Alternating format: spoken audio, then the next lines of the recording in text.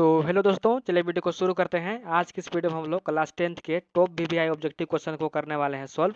तो वीडियो को अंत तक बने रहिएगा, ठीक है। आज के वीडियो आप लोगों के लिए बहुत ही महत्वपूर्ण है, क्योंकि आज की इस वीडियो में हम लोग टॉप वीवीआई 40 ऑब्जेक्टिव क्वेश्चन को सॉल्व करने वाले हैं। और इससे पहले मैं सब्जेक्टिव क्वेश्चन करा दिया हूँ, तो उसका नहीं देखे हैं तो उसका लिंक मैं डिस्क्रिप्शन में दे दूंगा, ठीक है। चलिए वीडियो को शुरू करते हैं। पहला क्वेश्चन यहाँ पर है कि दाढ़ी बनाने में किस प्रकार के दर्पण का उपयोग करते हैं। तो दाढ़ी बनाने के लिए अवतल दर्पण का प्रयोग करते हैं, ठीक है। क्वेश्चन नंबर 2 है कि गोलीय दर्पण में फोकस दूरी एवं वक्रता त्रिज्या के बीच संबंध क्या होता है। यानी कि फोकस दूरी जो होता है वो वक्रता त्रिज्या के बीच क्या संबंध होता है। तो जो फोकस दूरी होता है वो वक्रता त्रिज्या के आधा होता है, ठीक है। यानी कि F=R/2 हो जाएगा, ठीक है। चलिए क्वेश्चन नंबर 3 है कि प्रकाश के अपवर्तन की क्रिया कौन सी भौतिक राशि अपरिवर्तित रहती है। तो जब प्रकाश का अपवर्तन होता है तो जो आवृत्ति होता है वो नहीं बदलता है, ठीक है। आवृत्ति नहीं बदलता है, याद कर लीजिएगा। बाकी जो संवेग है, तरंगदैर्घ्य है, ये सभी बदल जाता है। क्वेश्चन नंबर 4 है कि 1 मीटर फोकस दूरी वाले उत्तल लेंस की क्षमता होगी। तो 1 मीटर फोकस दूरी वाले उत्तल लेंस की क्षमता होता है 1D, ठीक है। क्वेश्चन नंबर 5 है कि 4D क्षमता वाले अवतल लेंस की फोकस दूरी क्या होगी। यहाँ पर 4D पूछा है, तो चलिए इसको सॉल्व करते हैं। तो सबसे पहले हम लोग को इसका जो क्षमता है, लेंस की क्षमता को P से डिनोट करते हैं। तो P कितना दिया है, 4D दिया है, ठीक है। यहाँ पर क्या पूछ रहा है, हमको फोकस दूरी पूछ रहा है कि फोकस दूरी इसका क्या होगा, ठीक है। तो सबसे पहले हम लोग यहाँ पर P का मान निकालेंगे। तो P= होता है 1/, क्या होता है, 1/F होता है, ठीक है। यहाँ पर हम लोग को F का मान निकालना है, तो F का मान नहीं निकलेगा। तो सबसे पहले हम लोग यहाँ पर F का मान निकालेंगे, ठीक है। तो F= होता है 1/P, क्या होता है, 1/P होता है। और हमारा 1P का मान कितना दिया है, 4D दिया है। यहाँ पर 4D है, 4D हो जाएगा। इसको काटेंगे तो कितना आ जाएगा, 0.25 आ जाएगा, ठीक है। काटेंगे तो 0.25 आ जाएगा। यहाँ पर कितना में आ जाएगा, मीटर में आ जाएगा। 0.25 जो है मीटर में आ जाएगा। इसको हम चेंज करेंगे सेंटीमीटर में, क्योंकि यहाँ ऑप्शन में सेंटीमीटर दिया है। तो चेंज करने के लिए 100 से गुना करेंगे, ठीक है। तो गुना करेंगे तो क्या आ जाएगा, 25 सेंटीमीटर आ जाएगा, ठीक है। यानी कि कौन सा आंसर हो जाएगा, ऑप्शन नंबर बी, 25 सेंटीमीटर, ठीक है। आप तो फॉर्मूला याद कर लीजिएगा, ठीक है। चलिए क्वेश्चन नंबर 6 कहता है कि वाहन के अग्रदीपों में किस दर्पण का उपयोग किया जाता है। तो यहाँ अग्रदीप कहाँ है, यानी कि हेडलाइट में अवतल दर्पण का प्रयोग करते हैं।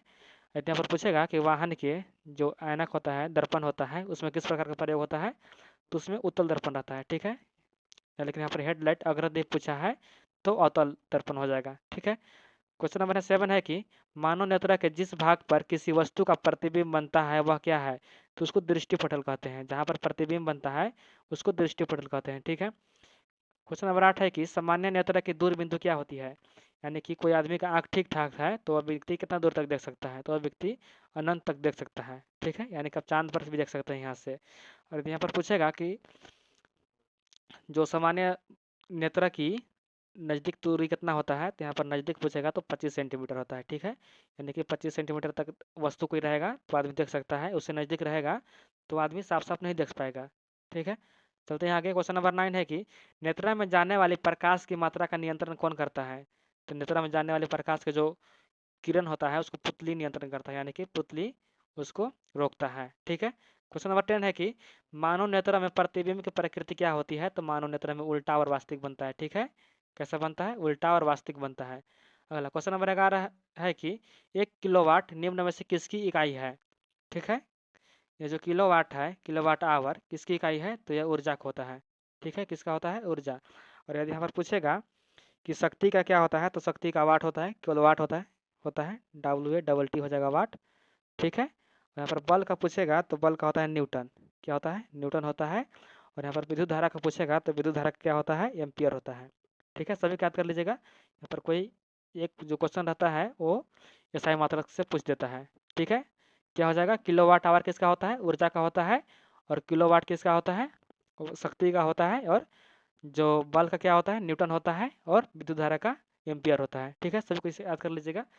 क्वेश्चन नंबर 12 है कि कूलम्ब का सही मात्रा क्या होता है। तो कूलम्ब का विद्युत आवेश होता है, ठीक है। क्या होता है, कूलम्ब का विद्युत आवेश होता है।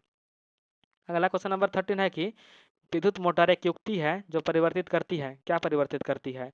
तो जो विद्युत मोटर है वह विद्युत ऊर्जा को यांत्रिक ऊर्जा में परिवर्तित करती है, यानी कि आप लोग घर में पंखा लगाए होंगे तो देखते होंगे कि आप पंखा में यहाँ पर करंट दीजिएगा तो आपको हवा देगा, यानी कि यांत्रिक ऊर्जा में परिवर्तन कर देगा। ठीक है, इसी को विद्युत मोटर कहते हैं। ठीक है, क्वेश्चन नंबर 14 है कि जल एक विद्युत अपघटन किस प्रकार की अभिक्रिया है? जल का विद्युत अपघटन किस प्रकार का अभिक्रिया है? तो यह वियोजन अभिक्रिया है। क्यों वियोजन अभिक्रिया है? कि जल यहाँ पर अपघटन हो रहा है, यानी कि जल का टूट रहा है, यहाँ पर जल अपघटित हो रहा है, तो यह वियोजन अभिक्रिया है। ठीक है, यहाँ पर क्वेश्चन नंबर 15 है कि CuO प्लस H2O अभिक्रिया करके CuH2O बना रहा है, तो इसमें क्या हो रहा है? ठीक है, तो यहाँ पर आप लोग देख लीजिए, यहाँ पर CEO है, यहाँ पर टूट कर Cu बन रहा है, यानी कि जो CEO है CuO उसका विस्थापन हो जा रहा है। ठीक है, उपचयन हो जा रहा है। ठीक है, अगला क्वेश्चन नंबर 16 है कि नीचे दिए गए चित्र में किस प्रकार का अभिक्रिया हो रही है? तो यहाँ पर देख लीजिए, परख नली है, यहाँ पर धागा डाला हुआ है, कॉपर सल्फेट और लोहे के साथ यहाँ अभिक्रिया हो रही है, तो क्या हो रहा है? विस्थापन अभिक्रिया हो रहा है। ठीक है, क्या हो रहा है? विस्थापन अभिक्रिया हो रहा है। यहाँ पर देख लीजिए, जो यहाँ लोहा है Fe, वो क्या से अभिक्रिया कर रहा है? कॉपर सल्फेट से, यानी कि CuSO4 से अभिक्रिया कर रहा है। अभिक्रिया करने के बाद क्या बना दे रहा है कि जो Fe है, Fe ये क्या कर रहा है? SO जो 4 है, यहाँ पर SO जो 4 है, SO4 प्रोसेस लिख लीजिएगा, SO4 ये वाला जो है इसके साथ मिल जा रहा है। ठीक है, और जो यह Cu है और Cu अकेले हो जा रहा है। ठीक है, तो क्या हो रहा है? विस्थापन हो रहा है, यानी कि किसका विस्थापन हो रहा है? तो यहाँ पर लोहे का विस्थापन हो जा रहा है। ठीक है, चलते हैं आगे। क्वेश्चन नंबर 17 है कि निम्नलिखित में कौन प्राकृतिक सूचक का उदाहरण है? तो जो लिटमस पत्र है, लिटमस पत्र वो प्राकृतिक सूचक का उदाहरण है। ठीक है, चलते हैं आगे। क्वेश्चन नंबर यहाँ पर 18 है कि किसी विलयन का pH मान 10 है वह निम्नलिखित में से क्या होगा? तो जहाँ पर 7 से अधिक रहेगा, 7.1 से अधिक रहेगा तो सब क्या आता है? क्षार आता है। ठीक है, और यहाँ 7 से कम रहेगा तो सब क्या आता है? अम्ल में आता है, और 7 से अधिक रहेगा तो सब क्षार में आता है। तो यहाँ क्या क्या कर रहा है? 10 कर रहा है, और यह जो होता है वो 14 तक जलता है। इसका जो लिटमस पेपर रहता है वो 14 तक जलता है।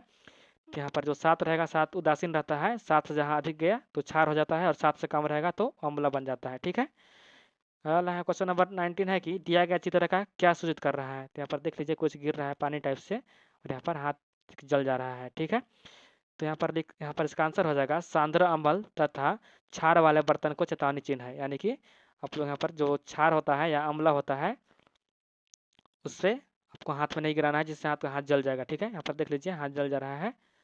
चलते हैं आगे। क्वेश्चन नंबर 20 है कि इमली में कौन सा अम्ल होता है? तो जो इमली होता है, इमली में टार्टरिक अम्ल पाया जाता है। कौन सा अम्ल पाया जाता है? टार्टरिक अम्ल। और यदि पूछेगा कि सिट्रिक अम्ल कहाँ पाया जाता है, तो सिट्रिक अम्ल का जो खट्टे फल होता है, जैसे क्या हो गया? नींबू हो गया, संतरा हो गया, मौसमी आम हो गया, ये सब क्या है? खट्टे फल है, इसमें सिट्रिक अम्ल पाया जाता है। ठीक है, सिट्रिक अम्ल, यहाँ पर सिट्रिक अम्ल 2 दे दिया है। और जो लैक्टिक अम्ल है, ये लैक्टिक अम्ल कहाँ पाया जाता है? तो दूध या दही में पाया जाता है। ठीक है, दही में पाया जाता है लैक्टिक अम्ल, सॉरी दूध में नहीं, दही में पाया जाता है। क्वेश्चन नंबर 21 है कि कौन अधातु कमरे के ताप पर द्रव अवस्था में पाया जाता है? तो यहाँ का पूछ रहा है अधातु। अधातु पूछेगा तो ब्रोमियम हो जाएगा, ब्रोमीन हो जाएगा, सॉरी ब्रोमीन हो जाएगा। और यदि यहाँ पर पूछेगा कि धातु कमरे के ताप पर कौन द्रव में पाया जाता है, तो धातु जो पारा है वो कमरे के ताप पर द्रव अवस्था में पाया जाता है। ठीक है, लेकिन यहाँ पर अधातु पूछा है, तो अधातु पूछा है तो ब्रोमीन हो जाएगा। यदि धातु पूछेगा तो आप लोग यहाँ पर 12 मानिएगा। ठीक है, अच्छे से पहले सवाल पढ़िएगा, उसके बाद आंसर करना है। ठीक है, क्वेश्चन नंबर 22 है कि निम्नलिखित में किस पदार्थ का उपयोग अग्निशामक बनाने में किया जाता है? तो यहाँ पर जो सोडियम हाइड्रोजन कार्बोनेट है, सोडियम हाइड्रोजन कार्बोनेट, उसका प्रयोग अग्निशामक में किया जाता है। ठीक है, अगला क्वेश्चन है कि क्वेश्चन नंबर 23, आधुनिक आवर्त सारणी किस आधार पर बना है? तो जो आधुनिक आवर्त सारणी है वो परमाणु संख्या के आधार पर बना है। ठीक है, परमाणु संख्या के बढ़ते क्रम में। ठीक है, अगला क्वेश्चन है कि निम्नलिखित में कौन धातु सबसे अधिक अभिक्रियाशील है? तो यहाँ पर देख लीजिए, जो सोडियम है, सोडियम भी अभिक्रियाशील है, लेकिन सोडियम से अधिक अभिक्रियाशील पोटेशियम है। ठीक है, यदि यहाँ पर पोटेशियम नहीं दिया रहता तब तो सोडियम मारते, लेकिन यहाँ पर पोटेशियम दिया है, तो जो पोटेशियम है वो सोडियम से अधिक अभिक्रियाशील है, इसलिए इसका राइट आंसर हो जाएगा पोटेशियम। ठीक है, आप लोगों को अच्छे से देख लेना है क्या क्वेश्चन है और ऑप्शन में क्या दिया हुआ है। यदि यहाँ पर ऑप्शन में पोटेशियम नहीं दिया रहता तो आप लोगों का सोडियम हो जाता, लेकिन यहाँ पर पोटेशियम दिया है तो पोटेशियम सोडियम से अधिक अभिक्रियाशील है, इसी कारण से पोटेशियम हो जाएगा। ठीक है, ऑप्शन नंबर ए। यहाँ पर क्वेश्चन नंबर 25 है कि पृथ्वी की भूपट्टी में प्राकृतिक रूप से पाए जाने वाले तत्व या यौगिक को क्या कहते हैं? तो उसको खनिज कहते हैं। ठीक है, क्या कहते हैं? खनिज कहते हैं। क्वेश्चन नंबर 26 है कि प्रोपेनॉल में कौन सी अभिक्रियाशील समूह है? ठीक है, क्या करा प्रोपेनॉल में? तो प्रोपेनॉल में देखा यहाँ पर OH समूह जुड़ा हुआ है। कौन सा समूह जुड़ा हुआ है? OH समूह जुड़ा हुआ है प्रोपेनॉल में। यहाँ पर स्पेलिंग लिख देख लीजिए, PRO प्रो PA हो गया NOOL प्रोपेनॉल। प्रोपेनॉल में OH समूह जुड़ा हुआ है तो क्या हो जाएगा? अल्कोहल हो जाएगा। जहाँ पर भी OH समूह जुड़ा हुआ रहेगा वो सभी क्या हो जाएगा? अल्कोहल हो जाएगा। ठीक है, क्वेश्चन नंबर 27 है कि प्रकाश संश्लेषण प्रक्रिया में निम्नांकित में क्या नहीं हो रहा है? क्या कर रहा है कि प्रकाश संश्लेषण अभिक्रिया में क्या नहीं होता है? तो कार्बन डाइऑक्साइड का मुक्त होना नहीं होता है, कार्बन डाइऑक्साइड का उपयोग होता है, न कि मुक्त होता है। ठीक है, तो यहाँ पर यह जो कथन है यह गलती हो जाएगा। कार्बन डाइऑक्साइड का मुक्त नहीं होता है बल्कि कार्बन डाइऑक्साइड का उपयोग होता है प्रकाश संश्लेषण अभिक्रिया में। बाकी जल का टूटना होता है, ऑक्सीजन का मुक्त होता है, ऐसा भी होता है, लेकिन जो कार्बन डाइऑक्साइड मुक्त होता है यह नहीं होता है। ठीक है, अगला क्वेश्चन नंबर 28 है कि फ्लोएम से खाद्य पदार्थों का परिवहन पौधों में किस दिशा में होती है? तो फ्लोएम से ऊपर और नीचे दोनों दिशा में खाद्य पदार्थ का परिवहन होता है। ठीक है, और यहाँ पर पूछेगा कि जल का परिवहन हाँ, पेड़ में जलों का परिवहन किसके द्वारा होता है? तो जल का प्रवृत्ति होता है, क्या बोलते हैं, परिवहन जाइलम के द्वारा होता है, और खाना का जो खाद्य पदार्थ है उसका परिवहन फ्लोएम द्वारा होता है। ठीक है, तो दोनों को याद कर लीजिएगा। अगला क्वेश्चन है कि ब्रिक की रचनात्मक तथा क्रियात्मक इकाई को क्या कहते हैं? तो ब्रिक की रचनात्मक एवं क्रियात्मक इकाई को ब्रिकक कहते हैं। क्या कहते हैं? ब्रिकक कहते हैं।